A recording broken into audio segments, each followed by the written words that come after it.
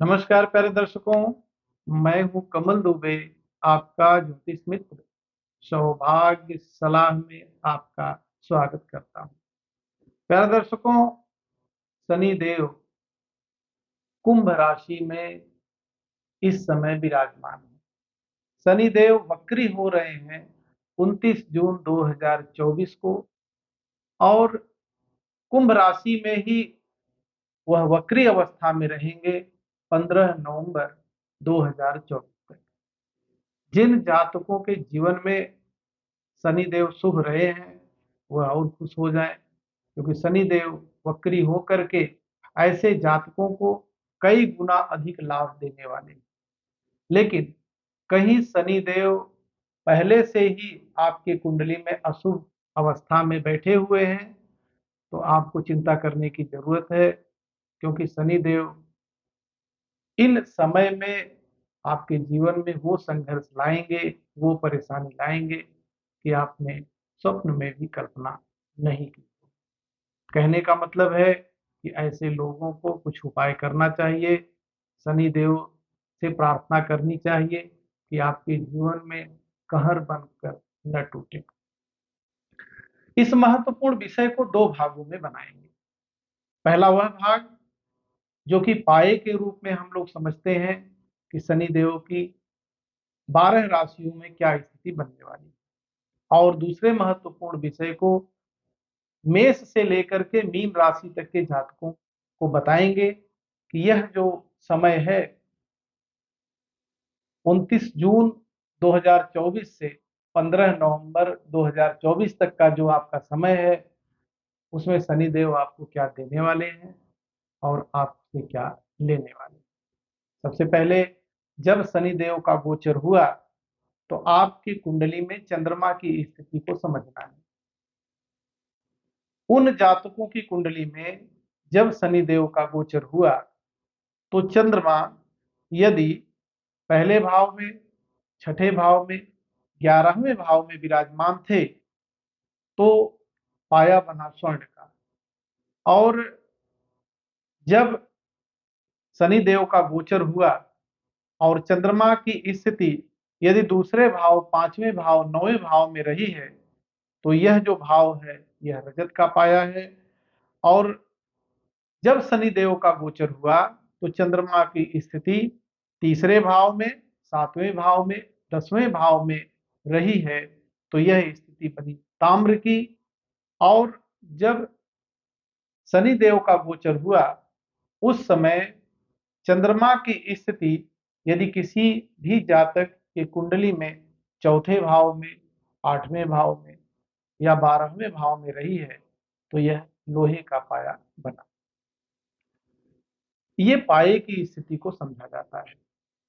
अब आपको समझना है कि सबसे पहले रजत पाए को समझें।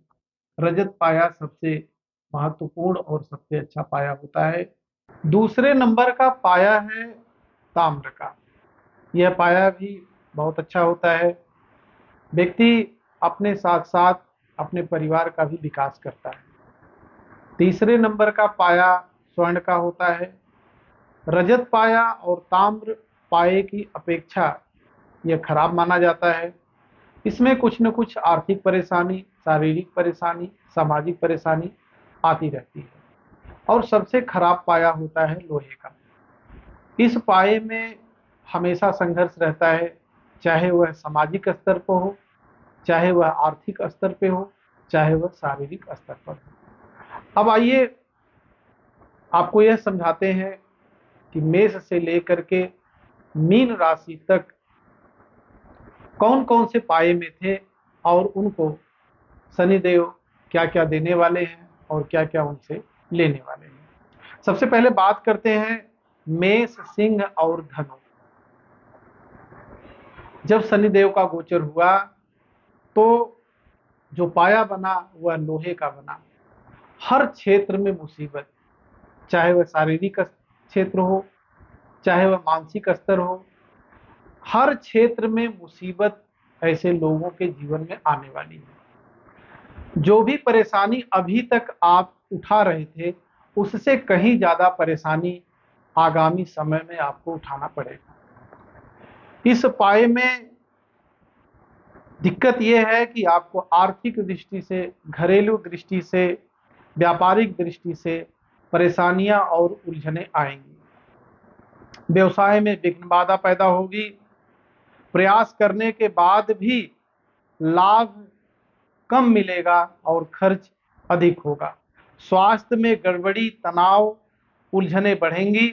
दुर्घटना से चोटादि का भय रहेगा। अब 3 राशियां वृष, कन्या तथा कुंभ राशियों पर ताम्र पाए का प्रभाव होने की वजह से यह शुभ फलदायक होगा। कार्य व्यवसाय में लाभ व उन्नति के मार्ग प्रशस्त होंगे। उच्च प्रतिष्ठा, लोगों के साथ संपर्क व पदोन्नति प्राप्त होगा।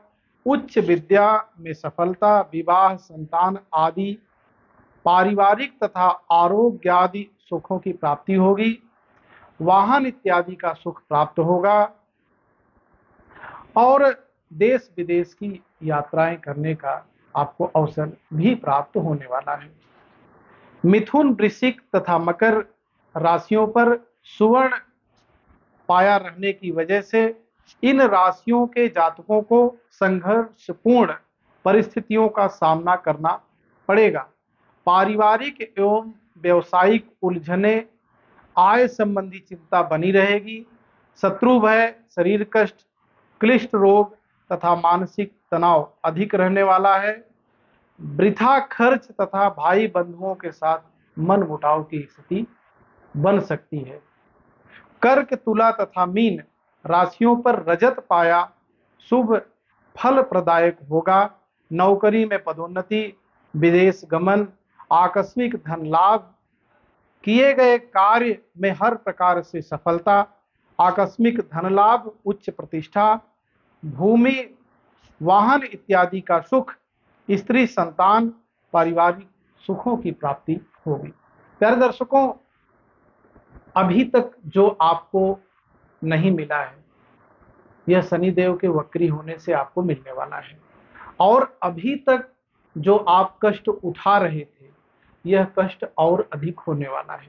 सावधान हो जाइए, शनिदेव से प्रार्थना करिए कि जीवन में कष्ट कम मिले और शनिदेव से प्रार्थना करिए कि हर प्रकार का सुख, आर्थिक समृद्धि आपको प्राप्त हो। प्रयास के तौर पे शनिदेव के मंत्रों का जप, पीपल वृक्ष की सेवा, पीपल वृक्ष सार्वजनिक स्थान पर लगाना और गरीब असहाय लोगों की मदद करना, गरीब असहाय की बेटियों की शादी में मदद करना, इससे शनिदेव काफी प्रसन्न होते हैं। और साथ में प्रातः पीपल वृक्ष के जड़ में जल में काला तिल डाल करके उस जड़ की सिंचाई करना और उसी वृक्ष को सायं जड़ के नीचे सरसों के तेल का दीपक जलाना और शनि देव से प्रार्थना करना कि हे प्रभु, हमने अभी तक जो गलतियां की हैं वह गलती दोबारा नहीं होगी। आप हमारे जीवन में कष्टों को हरें। या वो जातक जिनके शनिदेव शुभ हैं उनसे प्रार्थना करें कि शनिदेव आप ही संसार में अस्थायी सुख और लाभ को देने वाले हैं। यह जो आपका वक्री कुंभ राशि में होना है यह हम सभी के लिए शुभ हो, ऐसी कामना करते हुए शनिदेव को बार बार प्रणाम करें, उनसे आशीर्वाद प्राप्त करते हैं तो हर प्रकार की स्थिति आपकी सुधरने वाली है।